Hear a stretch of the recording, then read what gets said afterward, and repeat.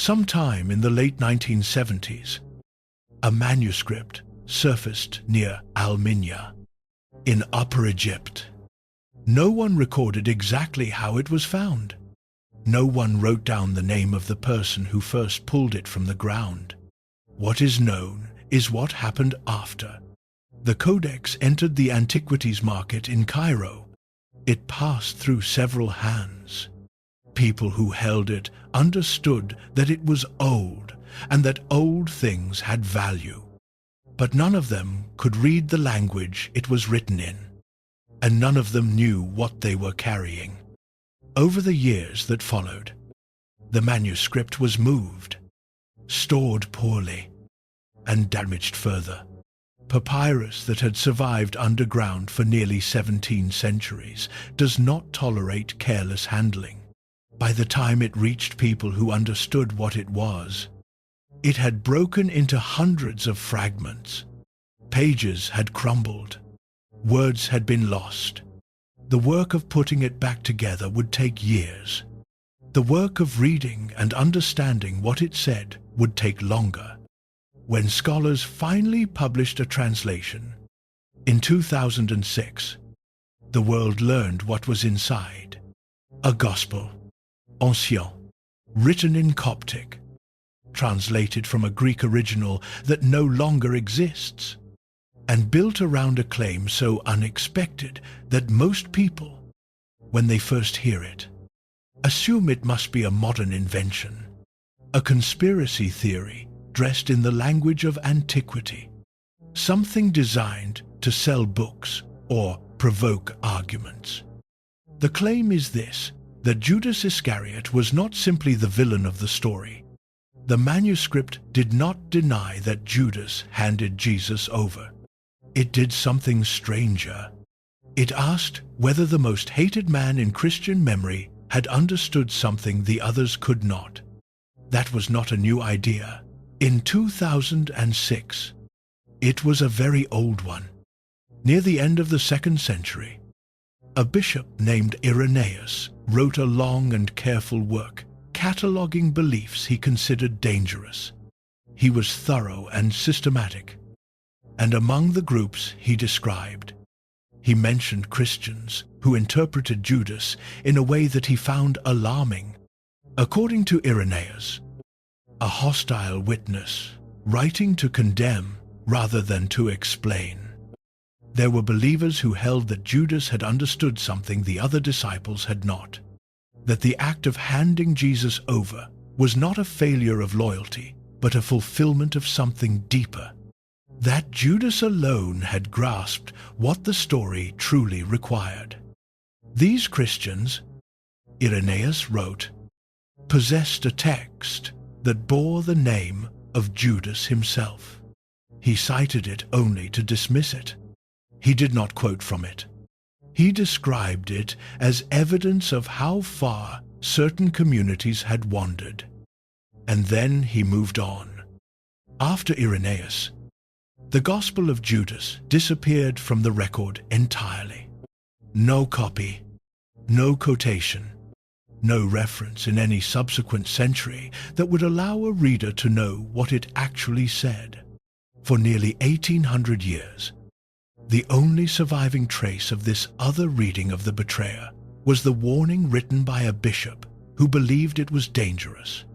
And then a manuscript surfaced in the Egyptian desert. This is the story of how Judas Iscariot became the most hated name in Christian memory. It is also the story of why that memory has never been entirely stable. Why the communities that built their lives around the 4 Gospels kept returning to this man with something that looked less like certainty and more like unresolved argument. It does not begin with a kiss in a garden. It begins with a question that the earliest Christians could not stop asking about the man who sat at the table, received the bread, and walked out into the night. Who was he? Really? And why? After 2,000 years, can we still not agree? Start with something that should be simple. If you wanted to know who Judas Iscariot was, you would go to the four Gospels: Matthew, Mark, Luke, John, the foundational texts of Christian memory, written in the first generations of the Christian movement, circulated among communities still close enough to the earliest traditions to argue intensely over what those events meant. You would expect that four accounts of the same man, centered on the same act, would at least agree on the basic shape of who he was. They do not. Not in the ways that matter most. The first thing to understand about Judas is the thing that makes his story hurt as deeply as it does across so many centuries. He was not an outsider. He was not a spy, inserted into the group under false pretenses. A man who had joined with deception already in his heart. He was one of the 12. He walked the same roads. He heard the same teachings in the same fields and the same courtyards. He was present at the same moments of confusion and wonder that the other disciples would spend the rest of their lives trying to make sense of. In the Gospel of John, Judas is described as the keeper of the group's common purse. He handled the money. He managed what little the group had. That is not a role you give to someone you do not trust. Whatever was true of Judas Iscariot, the community around Jesus had once found him reliable enough, present enough, dependable enough, to hand him that responsibility. Betrayal only wounds because trust came first. That is not a metaphor or a rhetorical flourish. It is the structural fact that gives the story of Judas its particular and lasting pain. An enemy at the gate is frightening, but the fear it produces is a clean fear. You know what it is and where it comes from. The friend at the table is something else entirely. The damage done from the inside carries a weight that no external threat can quite replicate, because it does not only destroy what it targets, it reaches back in time and poisons the memory of everything that came before it. Every shared meal, every moment of trust, every ordinary gesture of belonging. That is what Judas did to the people who remembered him. Not just to Jesus in the garden, to everyone who had known him before the garden, who had eaten with him and traveled with him and assumed, because there was no reason not to, that he was who he appeared to be. But here is what happens when you go to the four Gospels looking for that man. You find four different versions of him. Mark gives you the earliest account, and in many ways the most unsettling one. Judas appears in the narrative, goes to the chief priests, makes his arrangement, and receives money in return for the promise of delivering Jesus to them when the moment is right. Mark does not explain why. There is no interior portrait, no moment of temptation rendered in psychological detail, no scene in which we watch Judas make his decision and understand the forces that pushed him toward it. He simply acts, and Mark moves forward. This absence is striking, precisely because Mark is the earliest gospel we have. If anyone writing about Judas had access to memories close to the events, it would be Mark. And Mark offers nothing on the question of motivation. It is possible that Mark assumed his readers already knew the reason, that the explanation was so familiar it did not need to be stated. It is equally possible that the tradition Mark was drawing from had not yet settled on a single answer, that the why of Judas was already a question rather than a fact in the earliest layer of Christian memory. Matthew builds on Mark and adds two things that will shape how Judas is remembered for the next 2,000 years. The first is the amount: 30 pieces of silver. Matthew frames this number with care, connecting it to the language of the Hebrew prophets in a way that suggests the amount was not incidental, that this specific price for this specific act had been anticipated in the ancient texts. The betrayal, in Matthew's telling, fits into a pattern that was already written before it happened. The second edition is the one that most retellings leave out or rush past, and it is, in some ways, the most important. After Jesus is condemned, after the outcome that Judas set in motion has become irreversible, Matthew tells us that Judas was seized with remorse. He goes back to the chief priests. He tries to return the money. He says words that Matthew records without commentary. "I have sinned by betraying innocent blood." The chief priests tell him that is his concern, not theirs. He throws the silver down on the floor of the temple and walks out. Most retellings stop there. They give you the remorse and skip what it means. A man who returns the money, who says, "I have sinned," who goes back to the people he made the arrangement with and tries to undo it. That man is not the same man as the one who went to the chief priests in the first place. Something changed. The story has no room for what that change might have become. So it ends him. This is the only moment in the 4 canonical Gospels where Judas speaks about what he has done, not a justification, not an explanation of his reasoning or his motivation, a recognition that arrives too late to change anything. Spoken to men who accepted his help and will not accept his regret, in a space that will use the money he tried to return to buy a field where strangers can be buried. Luke introduces something that neither Mark nor Matthew contains. Before Judas acts, Satan entered into him. 4 words. They transform the entire question of what follows.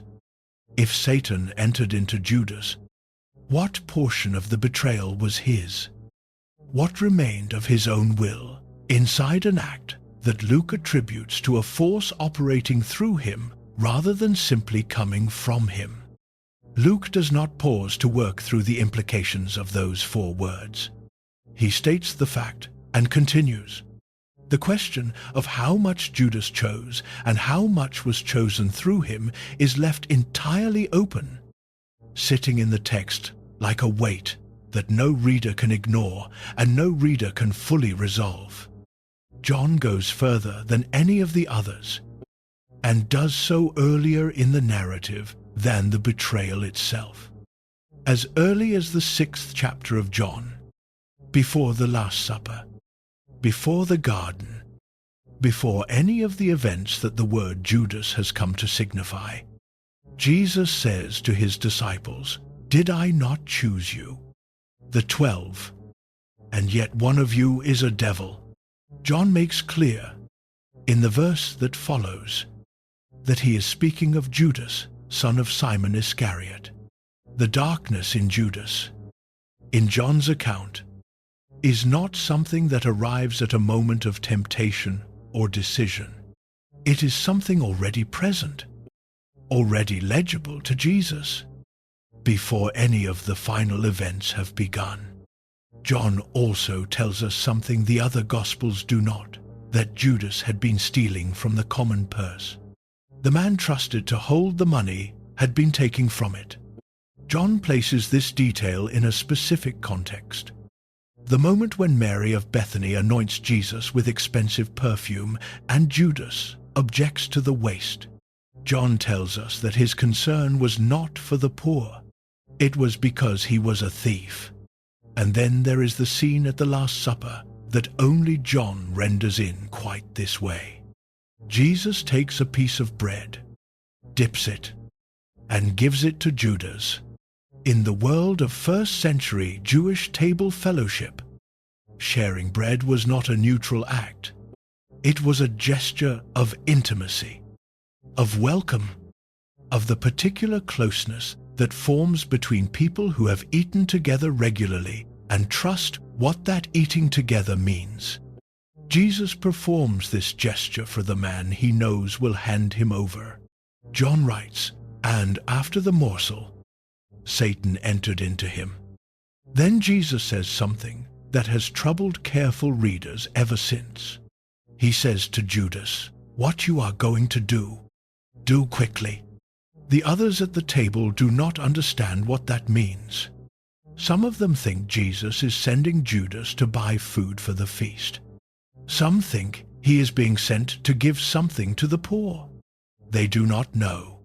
And Judas goes out. John closes that moment with 3 words that carry an entire theology inside them. And it was night. 4 Gospels. 4 streams of early Christian memory, each drawing on traditions that were already forming in the decades after the events they describe. And the Judas they give us is not one man with a legible face and a clear motive. He is 4 men whose outlines do not quite align. In one gospel he acts without explanation, and the silence itself is the portrait. In another he is driven by money, overcome by remorse, and dies in the knowledge of what he has done. In a third, he is entered by Satan before he acts, which raises questions about his freedom that the text declines to answer. In the fourth, the darkness is fundamental and prior, present before the final events begin, and the intimacy of the bread he receives makes the betrayal something other than simple treachery, something stranger and harder to name. The strange thing is not that the earliest Christian communities remembered Judas. Of course they remembered him. He was present at the center of the event that everything else in their tradition was built around. The strange thing is that the 4 Gospels did not remember him in the same way. That instability is not a flaw in the record. It is the record, and it is the first sign that Judas has always carried more weight than the word betrayer can hold by itself. Something in the earliest memories of this man resisted the clean and simple shape that a villain is supposed to have. Something kept the question open. After the 4 Gospels were written and began to circulate, something else was circulating too. A text that the communities gathering around Matthew and Mark and Luke and John were told to stay away from. One that a bishop at the end of the 2nd century knew about and found dangerous enough to name and warn against. That text offered a reading of Judas so different from all 4 that the bishop who encountered it felt he could not leave it unaddressed. It was already disappearing when he wrote about it. Within a generation, it would be gone entirely. What it said would remain unknown for nearly 2 millennia. Picture the room, not the garden, not the moment the torches appeared through the olive trees, not the sound of soldiers, not the kiss. The room before all of that, the last meal. 13 men around a table, food being passed, wine being shared, and the particular quality of quiet that settles over a group of people who have spent enough time together that silence between them no longer requires explanation. Jesus says, "One of you will betray me." The Gospel of John records what happens next with a precision that becomes more uncomfortable the more slowly you read it. The disciples look at one another. They do not know who he means. Peter signals to the disciple sitting closest to Jesus, "Ask him who it is." The disciple leans close and asks. Jesus answers quietly, "It is the one to whom I give this piece of bread when I have dipped it." He dips the bread. He gives it to Judas. Hold that image. He knew, and he passed the bread anyway. The gesture of welcome, the act of intimacy that table fellowship meant in that world, performed deliberately, given to the man he knew would deliver him before the night was over. Not withheld, not redirected, given. In the moment of that gesture, two things are true at once. Jesus is performing an act of closeness toward the man he knows will hand him over, and Judas is receiving that closeness, sitting near enough to take bread from his teacher's hand, while whatever has already been decided inside him has been decided. John writes, "And after the morsel, Satan entered into him. Then Jesus says to Judas, 'What you are going to do quickly. Not stop, not I know what you are planning. Not even do you understand what you are about to do. Just do it quickly.'" The others at the table still do not understand. Some think Jesus is sending Judas on an errand, to buy food, to do something to the poor Arja. They do not know. Judas gets up. He goes out, and it was night. That sentence has carried an enormous weight in Christian interpretation for 2,000 years. John is not simply telling us the time of day. He is telling us something about the nature of what is about to happen. Something about the world that Judas is walking into and the world that the story is about to enter. The night is not background. It is condition. But before we follow Judas out of the room, we have to stay with a question that the text raises without answering. And it is the question that everything else about Judas eventually comes back to. Jesus knew. He knew before the meal began, before the bread was passed, before Judas made any visible movement toward what he was going to do. He knew, and he gave the bread anyway. He knew, and he said, "Do it quickly." What do we do with that? The tradition has produced several answers, and none of them is fully satisfying, which is itself a kind of answer. One reading holds that Jesus was accepting what he could not prevent, leaning into the inevitable rather than away from it. He knew what was coming because he understood the people around him and the forces moving through the situation, not because the outcome was determined in advance.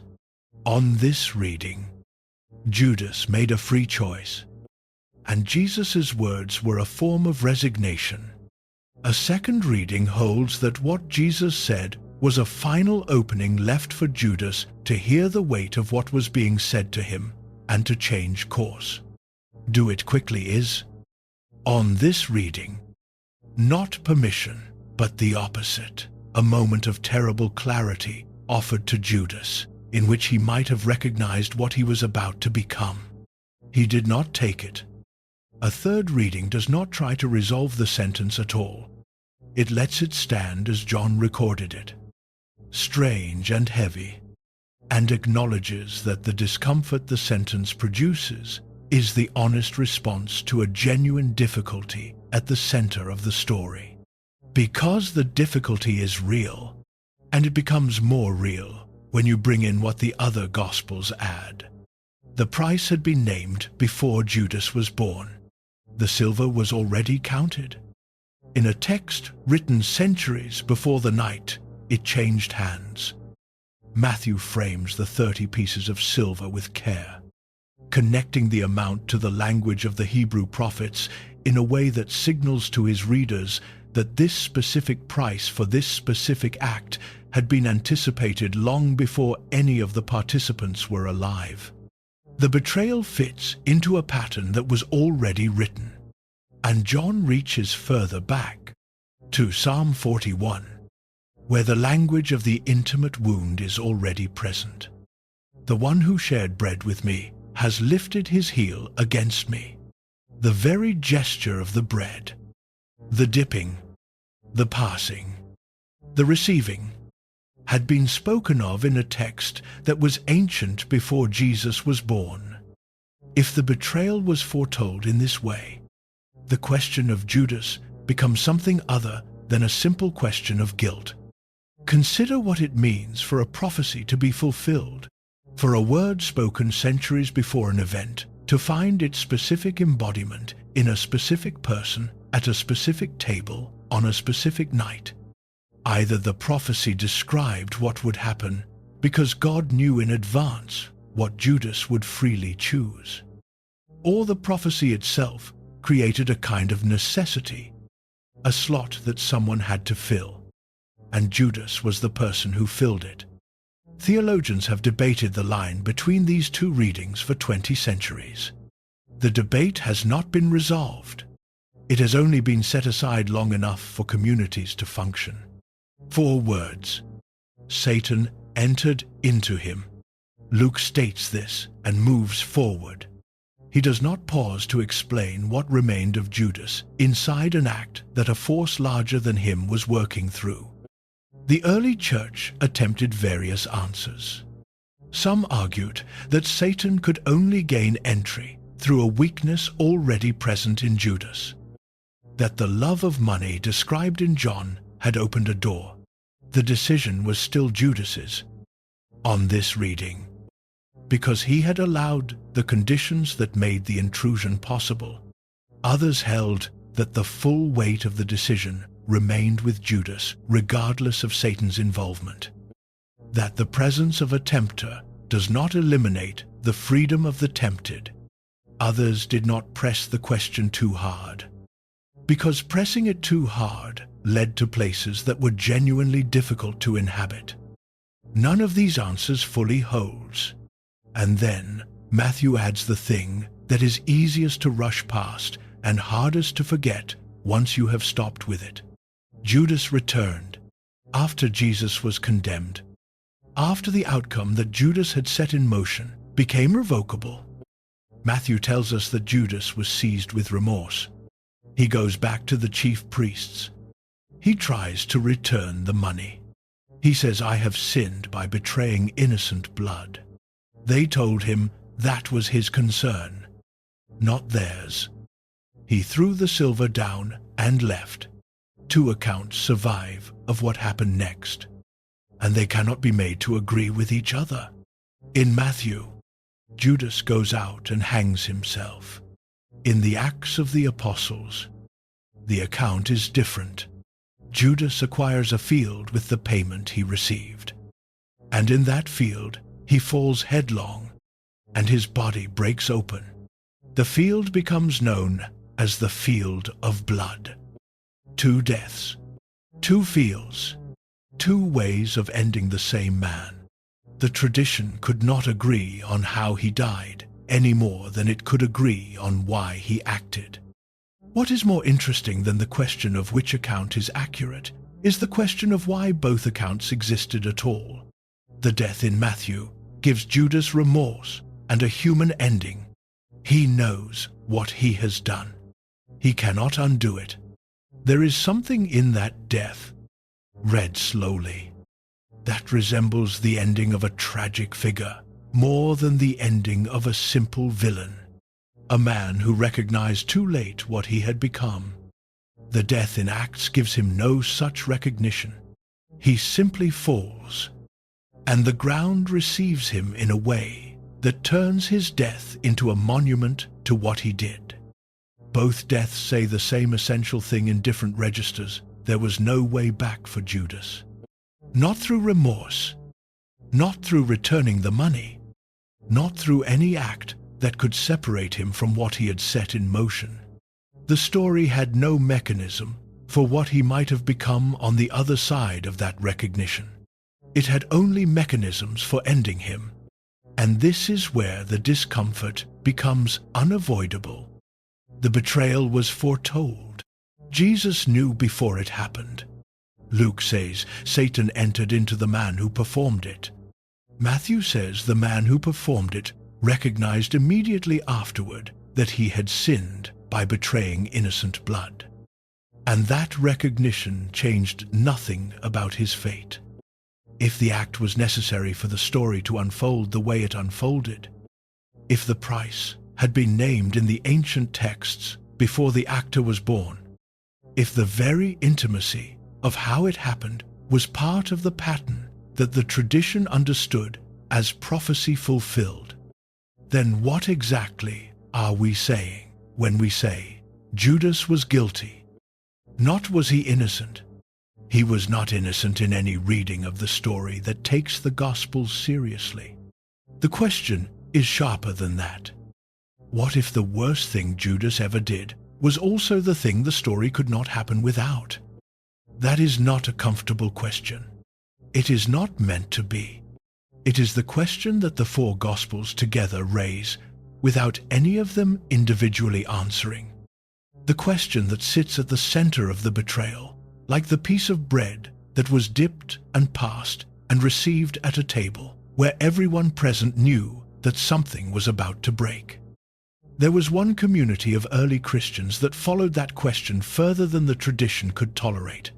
One group that took the logic of necessity seriously enough to ask what it meant for the man who fulfilled it, and to write down what they believed.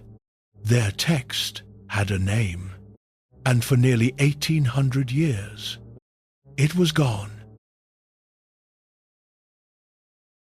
In approximately the year 180, a bishop named Irenaeus sat down to write a very long book. He was the Bishop of Lyon, in what is now southern France, and he was a careful man, methodical. He understood that the communities he was worried about were not ignorant people operating in the margins of early Christianity. They were often educated, often sophisticated, and often in possession of texts that gave their beliefs a literary and theological weight that required serious engagement to counter. So, Irenaeus engaged them. He wrote a work he called Against Heresies, and it runs to 5 books. In it, he catalogues, describes, and systematically refutes a wide range of beliefs that he considers incompatible with what he understands as authentic Christian faith. He names groups. He summarizes their teachings. He quotes from their texts so that his readers can understand exactly what it is they are being warned against. Among the groups Irenaeus describes, he mentions one whose interpretation of Judas he finds particularly alarming.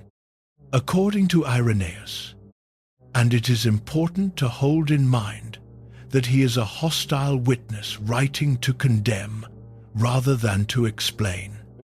There were Christians who read the story of the betrayal in a way that the mainstream tradition found intolerable. These believers held that Judas had understood something the other disciples had not, that the act of handing Jesus over had not been a failure of loyalty, but a fulfillment of something deeper, that Judas alone, among all the people in the story, had grasped what the situation truly required, and had the knowledge and the will to act on that understanding. These Christians, Irenaeus wrote, possessed a text, a gospel that bore the name of Judas himself. He cites it only to dismiss it. He does not quote from it directly. He describes it as evidence of how far certain communities had wandered, names it, and moves on to other matters. The text vanished, but the question it carried did not, and a question that cannot be buried tends to find its way back. After Irenaeus, the Gospel of Judas disappears from the historical record entirely. Not gradually, not with traces left behind. It simply stops being mentioned. No copy surfaces in any library or monastery. No later writer quotes from it or argues against it in any way that preserves its language. For nearly 1800 years, the only surviving evidence that the text had ever existed was the paragraph in Irenaeus, the paragraph written by the man who wanted his readers to know about it precisely so that they would stay away from it. The irony of that is not small. The text survived in memory, if it survived at all. only because a bishop who considered it dangerous felt compelled to name it. If Irenaeus had simply ignored it, the Gospel of Judas might not have left even the trace it left. The warning became the only record. And then, sometime in the late 1970s, something came out of the ground near Al-Minya, in Upper Egypt. The region has a long history of yielding ancient manuscripts. The dry climate of Upper Egypt is among the best preservation environments on Earth for organic materials. Papyrus that would have rotted within decades in the humidity of a European climate can survive for centuries, sometimes for millennia. Sealed in the right kind of container, in the right kind of soil, the area had already produced significant ancient texts before the 1970s. It would not have been surprising to someone who knew the region that another one might surface. What was surprising was what this one contained.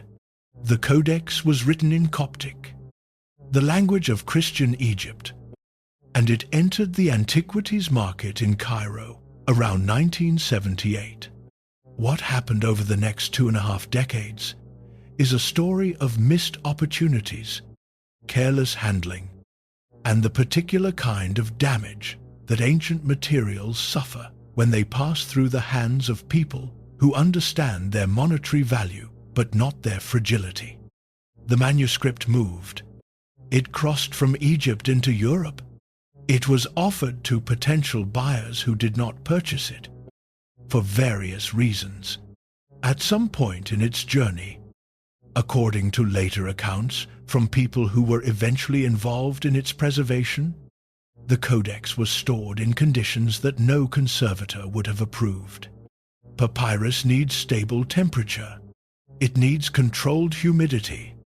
What this manuscript received instead was years of conditions that allowed it to continue deteriorating, to grow more brittle, to crack and fragment in ways that made the eventual work of reconstruction far more difficult than it would have been if the manuscript had been handled with care from the beginning.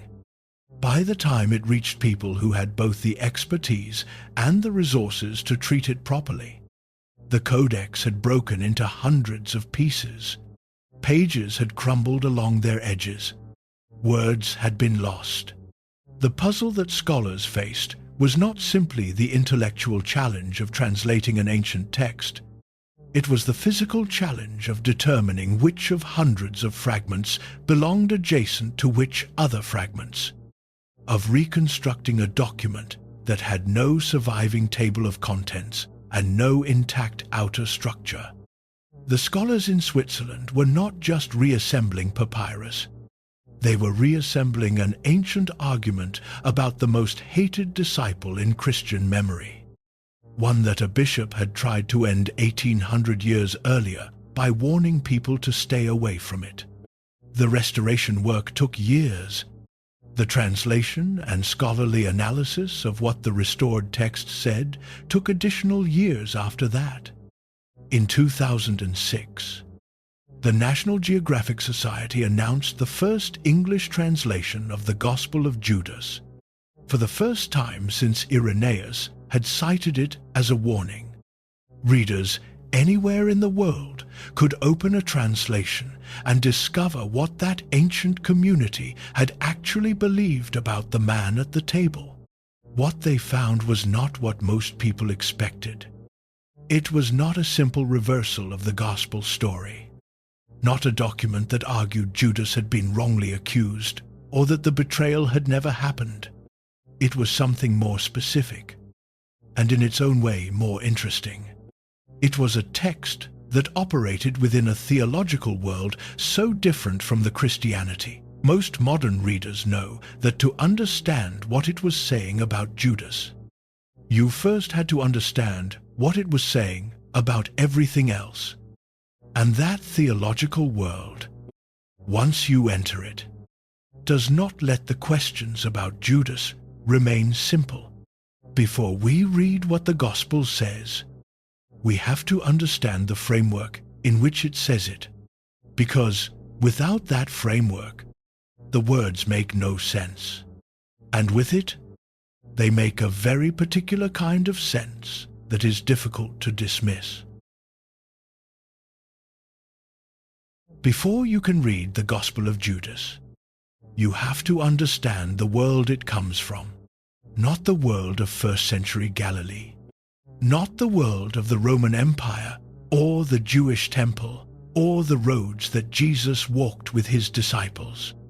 The world of the community that produced this text is built on a set of assumptions about reality that most modern readers have never encountered in any form that made them feel real.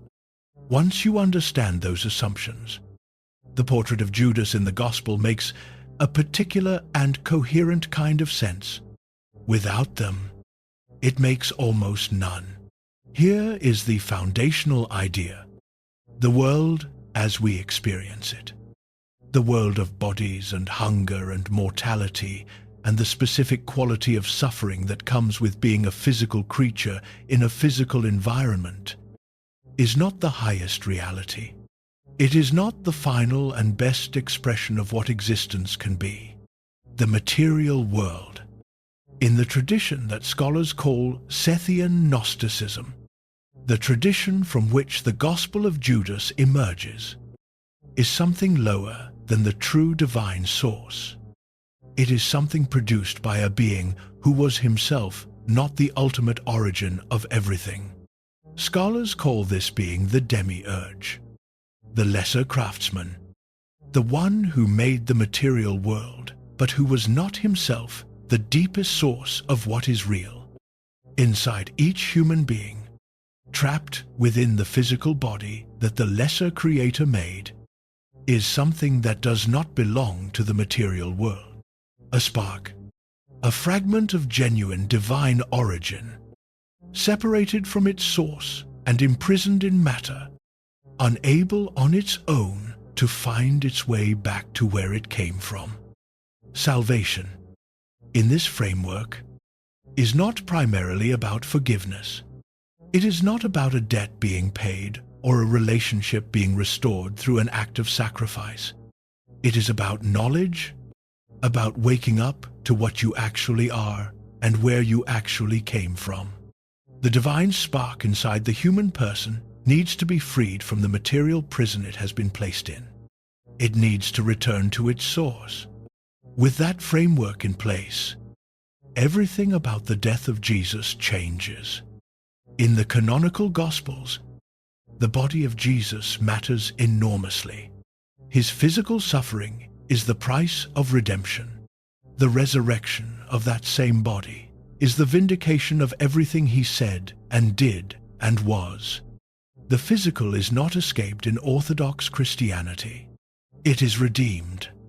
In the world of the Gospel of Judas, that reading is precisely what the other disciples get wrong.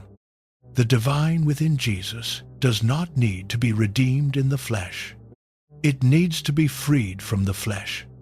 The body is not the vessel of salvation. It is the cage that salvation requires escape from. And so the act of handing Jesus over, the act that leads to his crucifixion and the destruction of his physical body, is not a betrayal of the divine. It is, within this framework, a release of the divine. It is the act that allows the true nature of Jesus to return to its source. The act that the four canonical Gospels call the greatest betrayal in history becomes, in this theological world, something closer to its opposite. Now open the text. The Gospel of Judas begins after the resurrection. Jesus has returned and is moving among people, appearing and disappearing, present in a way that is different from his presence before his death. He comes to his disciples and finds them gathered together, engaged in a practice of piety. He observes them, and then he laughs. Not warmly, not with affection. He laughs because they are praying to the wrong divine being. The creator of the material world is not the true and ultimate God. It is the lesser craftsman. The disciples, sincere and devoted as they are, have not understood this. They are offering their reverence to the wrong source. Jesus asks them to step forward.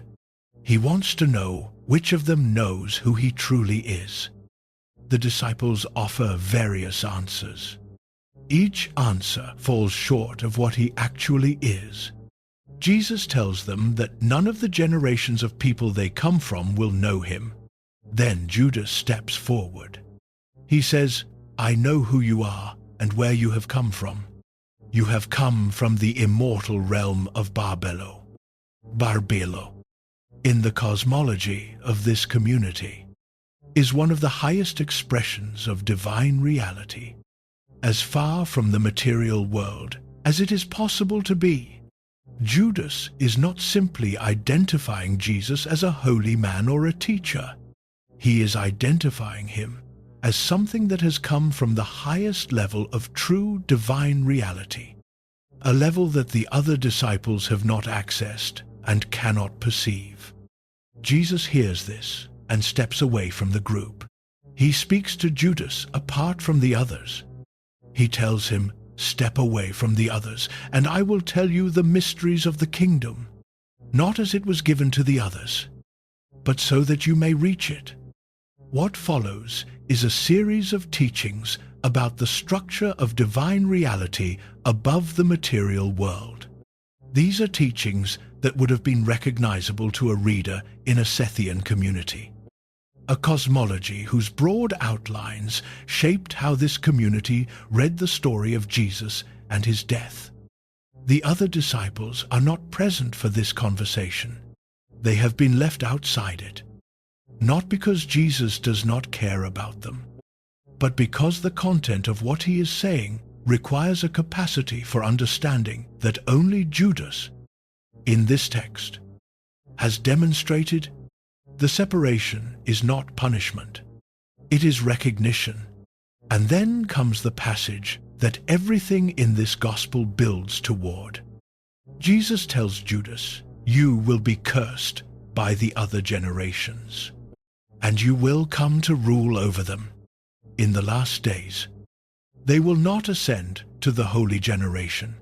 He tells him that Judas will grieve greatly when he sees the kingdom and all its generation. "And then you will sacrifice the man that clothes me." The man that clothes me. The body. The physical form that the divine within Jesus inhabits the way a person inhabits a garment. Judas is being asked to participate in the act that will remove that garment, that will free what is truly Jesus from the material container that holds it. This is the moment that generated the most excitement when the gospel was first published, and also the most debate. The debate is real and should not be minimized. Several scholars who have examined the text with great care have argued that the gospel is not straightforwardly presenting Judas as a hero. The passage about Judas being cursed by other generations is not qualified or softened in the text. He is told he will grieve greatly. April DeConnick, one of the scholars who has engaged most seriously with the translation questions, argued in the years after the initial publication that the gospel was, in fact, a darker portrait of Judas than the first wave of coverage suggested, that certain passages had been translated in ways that made him appear more positively than the Coptic original supported. This debate has not been fully resolved. What can be said with confidence is this: the Gospel of Judas reimagines Judas. It makes him central in a way that the canonical Gospels do not. It gives him knowledge that the other disciples lack, and it situates the act of handing Jesus over within a theological framework so different from Orthodox Christianity that the act itself means something entirely different from what it means in the four Gospels. Whether that makes Judas a hero, a tragic figure, or something that does not fit either of those categories, is a question the text refuses to answer cleanly.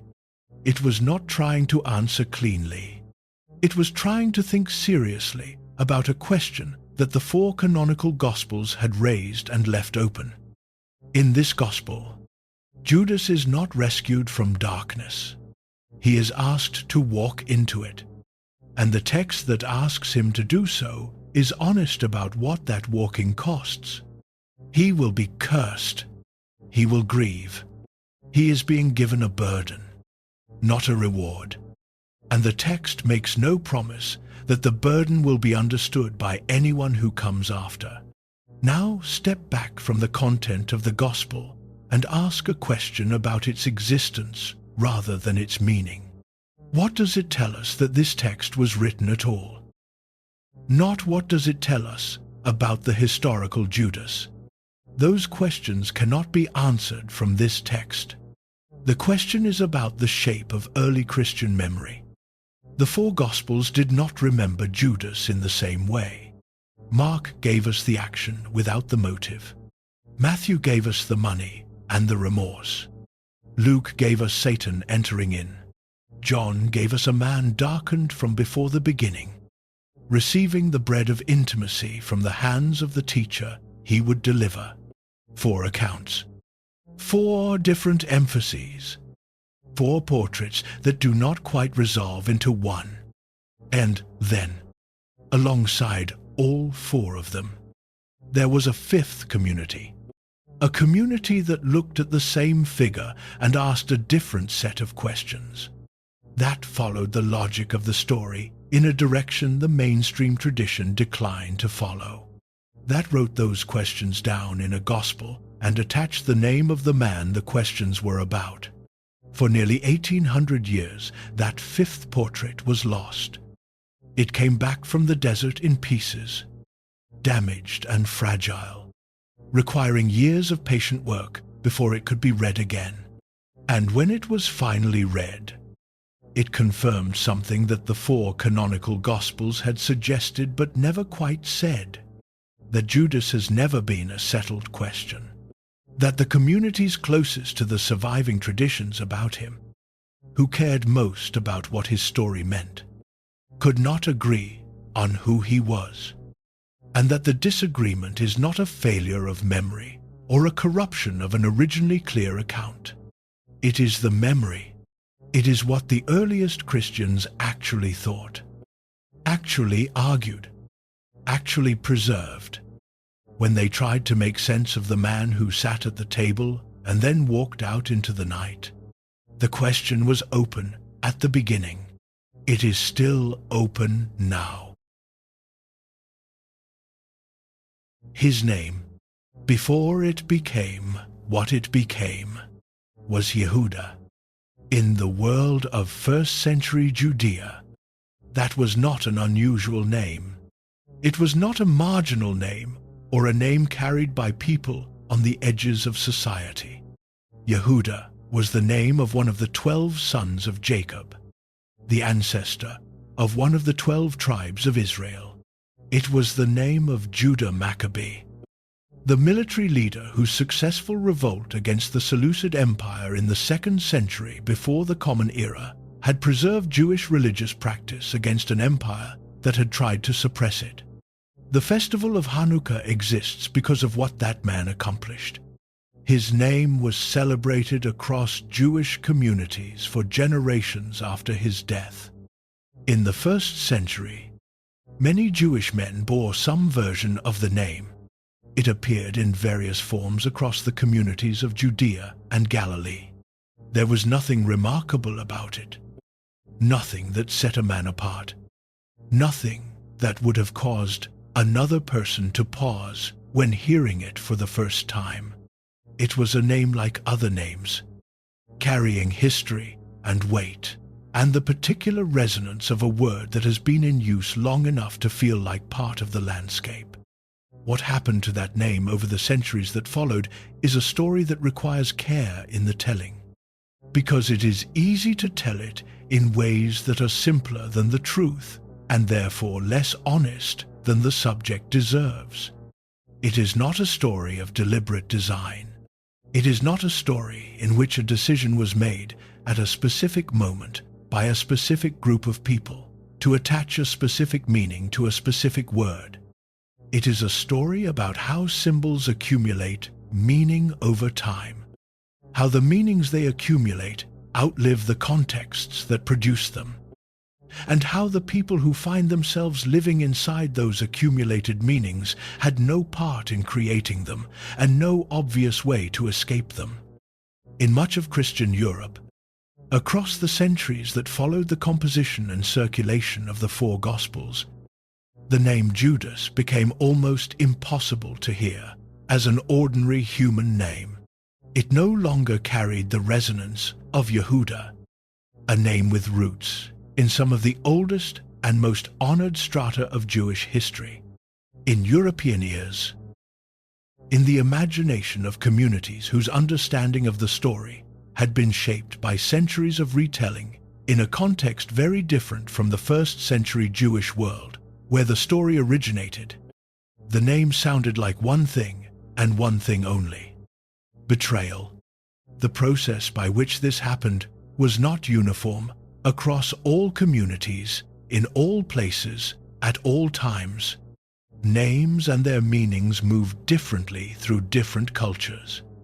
And the history of how Judas was understood and transmitted is not a single story with a single trajectory, but the broad direction of that movement. In the Christian Europe that became the dominant culture of the Western world was consistent, and it had consequences that extended far beyond the question of what name a parent might choose for a child. To understand those consequences, it helps to spend a moment with the portrait of Judas that accumulated in the visual culture of medieval Christian Europe, because that portrait did not remain simply a theological statement about a specific figure in a specific story. It became a visual language, a set of codes that European viewers had learned to read, that appeared not only in paintings of the Last Supper or scenes from the Passion, but in the broader context of how certain kinds of people were represented in the art and the imagination of the period. What happened next was not a plan. It was the ordinary work of a symbol, finding the fears that were already present in the culture around it. In many medieval images, Judas was marked by features that European viewers associated with moral corruption or with Jewishness as a category. Sometimes red hair, a feature that in medieval European visual culture carried associations with treachery and wickedness. Sometimes yellow clothing, a color that in parts of medieval Europe was legally required as a distinguishing marker for Jewish people, a way of making them immediately identifiable in public spaces. Sometimes exaggerated facial features of the kind that would be immediately recognizable to a viewer trained in the visual vocabulary of the period. These were not random aesthetic choices made by individual artists working in isolation. They were part of a shared visual language, accumulated and reinforced over generations, that connected the most concentrated image of betrayal in Christian memory to a set of markers associated with a specific and living community of people. It is important to be precise about what is being said here, because precision matters in a way that vagueness does not. The claim is not that every medieval image of Judas was an anti-Semitic attack. The history of medieval Christian art is complex, and different artists working in different traditions and different centuries made different choices. The claim is not that the writers of the four Gospels intended to create a tool for persecution.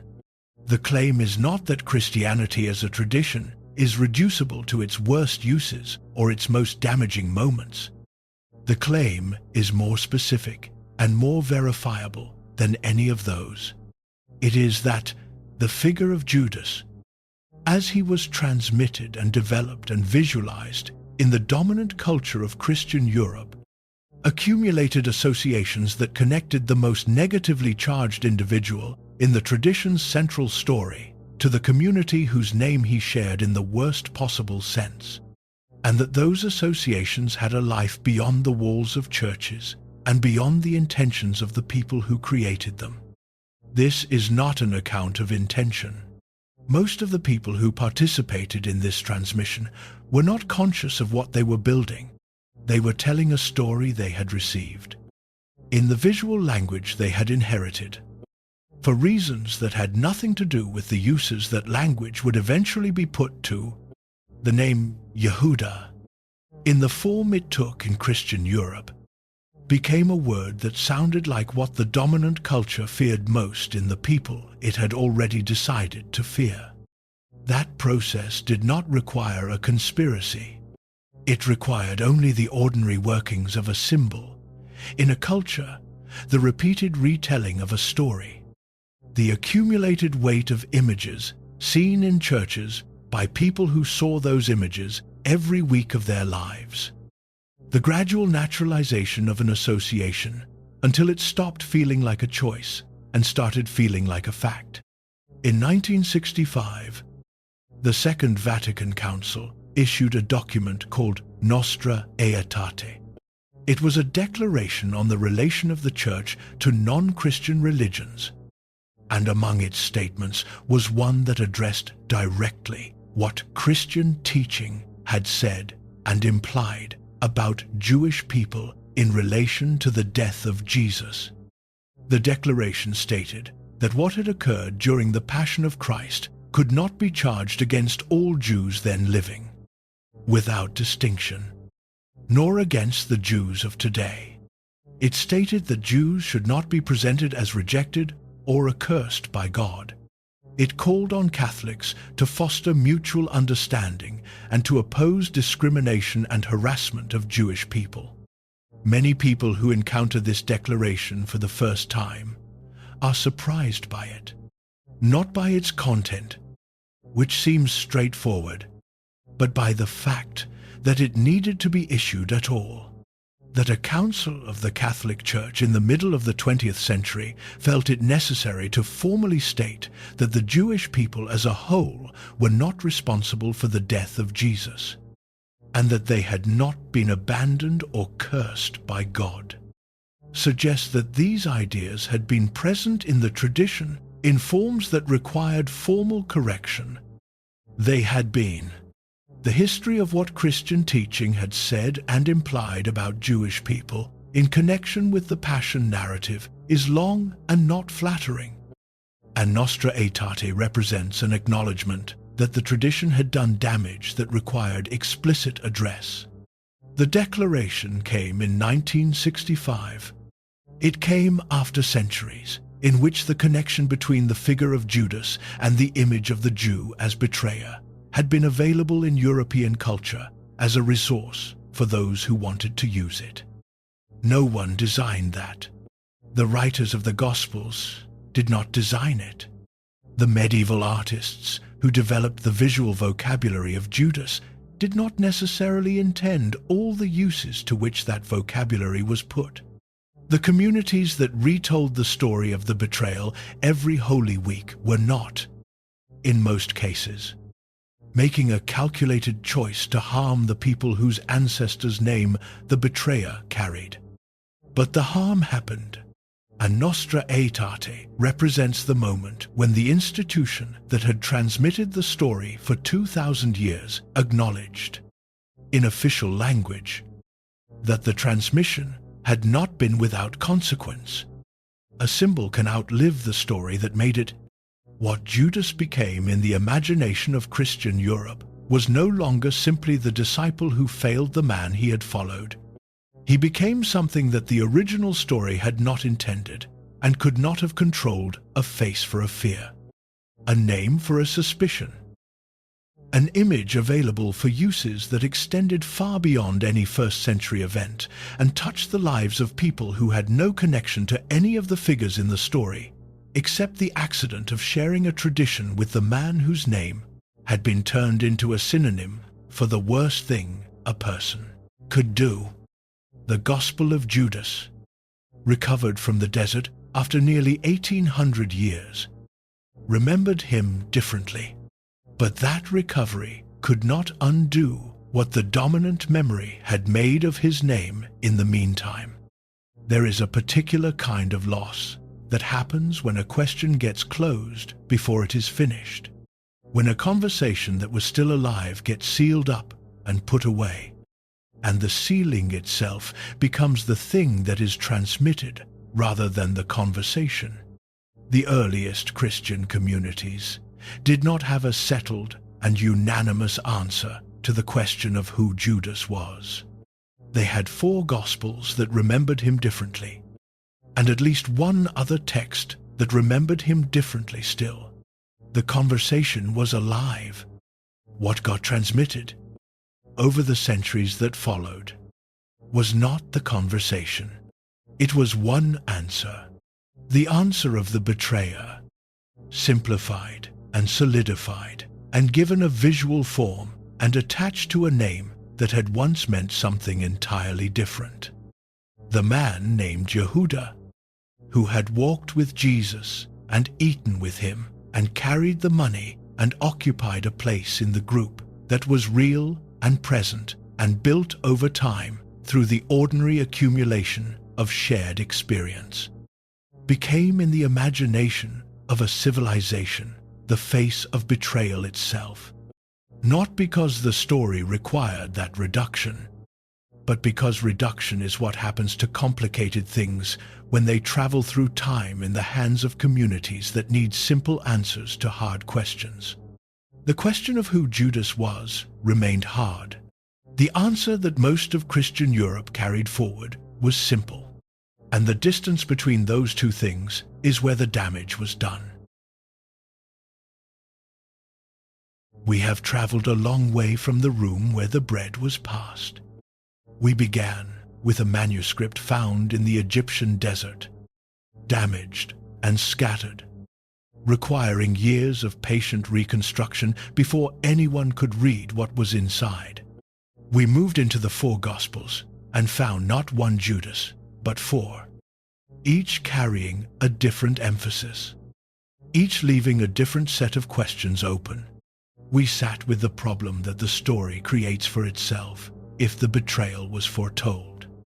If Jesus knew before it happened, if Satan entered the man who performed it, if the act itself was the hinge on which the central event of Christian history turned, then the question of what we mean when we say Judas was guilty becomes something other than a simple question with a simple answer. We read what one ancient community believed about him, preserved in a text that a bishop called dangerous and that nearly did not survive at all. And we followed what became of his name across the centuries of a civilization that needed from him something he was never designed to provide. Now, it is time to hold all of that in the same room and ask the question that this film has been building toward. What was Judas Iscariot? The first answer is the oldest and the most persistent, and it deserves to be taken seriously before it is complicated. Judas was a betrayer. He was the man inside the circle who opened the door to those outside it. He was the one who made an arrangement with people who wanted Jesus dead and delivered him to them using the intimacy of the relationship itself as the mechanism of the delivery. The kiss in the garden is not simply a dramatic detail added to make the story more painful. It is the central image of what betrayal actually is, a gesture of closeness repurposed as a weapon, a signal that says, I know him. He is mine. Take him. This memory is not a distortion invented by later centuries. It is present in all 4 Gospels. It has lasted because it touches something real and permanent about human experience. The enemy at the gate is frightening, but the fear it produces is a fear you can orient yourself against. The friend at the table is a different kind of fear entirely. It does not come from outside. It comes from the place you thought was safe. The figure of Judas endures because that fear endures. Every generation has understood from the inside what it is to be betrayed by someone inside the circle. And every generation has found in the story of the Last Supper a language for that experience that feels both specific and universal. But the memory of Judas as pure villain has never been entirely stable. And the reason is that the story itself will not allow it. The second way of understanding Judas is as something closer to a pawn, not an innocent person wrongly accused, a person whose action was required by forces larger than his individual will, who stood at the intersection of human choice and divine necessity, in a place where the line between those two things has never been made clean by anyone who has tried to draw it. The price had been named before he was born. The pattern had been written in ancient texts. Jesus knew and gave the bread anyway. Satan entered in. The prophecy pointed at him before he was alive to read it. The pawn reading does not exonerate Judas. The tradition has resisted that move for reasons that are not simply self-serving. If Judas had no real freedom, something important about moral responsibility is lost. And the tradition has wanted to hold on to the reality of human choice, even when it cannot fully reconcile that reality with the other things it also holds to be true. What the pawn reading does is force an honest confrontation with the shape of the story. Remove Judas, and you do not get the same story without one character. You get a fundamentally different story. One in which the death of Jesus happens through purely external force, without the specific wound of the intimate betrayal that the four Gospels place at the center of how it was brought about. He is not incidental to the logic of what happens. He is embedded in it so deeply that the story cannot be told without him. And the tradition that has condemned him for 2,000 years has never fully reckoned with what that embeddedness means for the condemnation. The third reading comes from the desert. In the Gospel of Judas, he knows not just facts, not just practical information. He knows where Jesus has come from. He knows the nature of the divine reality that Jesus carries within his physical form. He knows what the act of handing Jesus over will accomplish within a theological framework that the other disciples have not accessed. He is separated from the group. He receives teachings the others do not receive. He is recognized by Jesus as the one capable of understanding what cannot be communicated to those who lack the necessary capacity. And then he is given a burden that the text does not dress in the language of honor. He is told he will be cursed. He is told he will grieve. He is sent to perform an act whose consequences for him personally are described without softening, without promise of vindication, without the assurance that anyone who comes after will understand what he did and why. In this gospel, Judas does not get to be a hero. He gets to be something harder than that. He gets to be the one who understood, who acted on that understanding, and who carries the knowledge that the understanding itself will make him permanently incomprehensible to every community that follows. Now hold all three of those portraits in the same room. The betrayer, the pawn, the disciple who knew too much. They do not reconcile cleanly. They come from different communities, different centuries, different theological frameworks, different experiences of what the story of Jesus meant and what it required of the people who tried to understand it. But here is what they share. All three of them find in Judas a figure who cannot be contained by a single word. All three of them sense that the man who received the bread, who walked out into the night, was carrying something too heavy and too complicated to fit inside the verdict that the dominant tradition delivered, and has repeated ever since. And all three of them are responding to something actually present in the sources, something the earliest memories of Judas preserved even as they condemned him: the instability, the multiple accounts that cannot be fully reconciled, the questions that the story raises about freedom and necessity, and what it means for an act to be both genuinely chosen and genuinely required.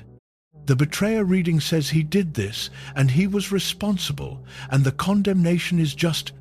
The pawn reading says he did this inside a framework of forces and prophecy and divine necessity that the condemnation alone does not adequately account for. The disciple who knew too much reading says one ancient community looked at this same man and this same story and found in it something that made the condemnation insufficient as the final word. None of these readings is the whole truth. The historical man behind the Gospels, the actual person who sat at the actual table on the actual night, is not accessible to us in the way that would allow us to say with confidence what was in his heart. What we have instead is the argument, the long, unfinished, never fully resolved argument that the earliest Christian communities began about this man, and that every generation since has continued in its own way, with its own needs, its own fears, its own understanding of what betrayal is and what a person who commits it deserves. Judas remains powerful because every answer to him opens another question, and every generation finds in him the betrayal it most fears. Whether that is the fear of the trusted insider who turns, or the fear of being used by forces larger than yourself for purposes you did not choose, or the fear of understanding something true and being condemned for acting on it. The question is not which of these readings is correct. The question is what it means that all of them have existed, that all of them have found communities willing to carry them, that all of them are responses to something genuinely present in the oldest layers of the tradition. What it means is that the story of Judas has never been finished, not in the 1st century, when 4 different communities remembered him 4 different ways, not in the 2nd century, when another community wrote a gospel that bore his name, not in the 20th century, when that gospel came back from the desert and forced the question open again. The argument that began at the table where the bread was passed is still going. He sits at the table still. The bread is in his hand, and the night is waiting. Go back to the room, not the garden, not the moment the torches appeared through the olive trees, not the sound of sandals on stone, not the soldiers and the kiss and the name spoken in the dark.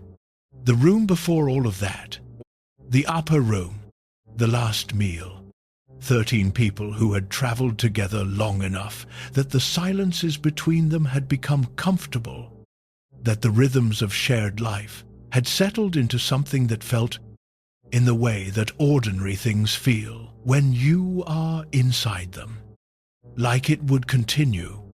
Jesus says, "One of you will betray me," and they look at one another. The Gospel of John records this moment with a precision that becomes more uncomfortable the more carefully you stay with it. They did not know who he meant. The men who had been closest to Jesus, who had walked with him and eaten with him and argued with him and watched him do things they could not explain, looked around the table at the faces they knew and could not identify which one of those faces belonged to the man he was talking about. Peter did not know. The beloved disciple did not know. The information was in the room, spoken aloud, and it was not enough. They still could not see it. Judas knew. He sat with that knowledge in the same room as the others, at the same table, within reach of the same food and wine, close enough to receive the bread that was dipped and passed to him from the hands of the man he would deliver before the night was over. He heard the words spoken to the whole table, and understood that they applied to him in a particular and irrevocable way that the others were still trying to figure out. He received the gesture of intimacy that John records. He took the bread. Whatever was already decided inside him had been decided before that gesture was made. Then he got up. Then he left. And it was night. Betrayer, pawn, or the disciple who knew too much? Which reading stays with you? Leave it below. Not the answer you were taught, the one you arrived at after everything we have looked at together. He was a person, not a symbol, not a function of the narrative, not a theological problem requiring a solution, not a face for a fear, not a name for a category of human action. A person who had walked with Jesus and eaten with him and carried the money and occupied a place in the group that was real and present and built over time through the ordinary accumulation of shared experience. Whatever moved in him toward what he did had been moving in a person who had a history with the man he delivered. Whatever he understood or failed to understand, whatever he chose or was chosen through, whatever he felt when the bread was placed in his hand, it happened inside a person with a life that extended before and after the night that made his name into what it became. That is what the 2,000 years of argument comes back to in the end. Not a verdict, not a rehabilitation, not a final answer to a question that has been open since the first communities tried to remember him. A person at a table, bread in his hand, the night waiting outside the door, and a question that has been asked in every century since, in different languages and different frameworks and with different stakes, but always arriving at the same place. Who was he? Really? We are still asking. That may be the most honest thing that can be said about Judas Iscariot after 2,000 years. Not that we know, not that the recovered gospel resolved it, or that the scholarship has settled it, or that the condemnation was wrong or right, or that any of the portraits made of him across 20 centuries has finally captured the truth. That we are still asking, and that the asking itself, the refusal of the question to close, is the most faithful record we have of a man who sat at a table on the last night of something, received the bread that was given to him, and walked out into a dark that has never quite ended.